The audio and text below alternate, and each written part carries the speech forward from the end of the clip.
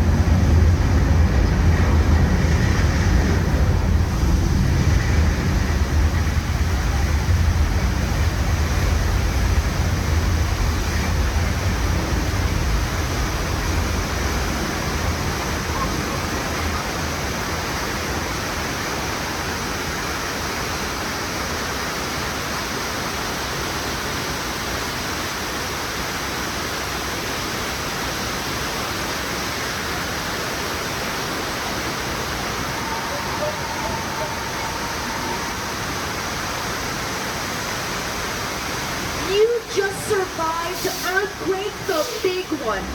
The attraction originally opened 35 years ago in 1989 and just reopened this spring for our 60th anniversary with a complete Hollywood makeover, updating all of the props and movie-making equipment, bringing the set into the 21st century. Our attraction was inspired by the disaster classic Earthquake. The movie Earthquake was celebrating its 50th anniversary this year. It was released in November of 1974.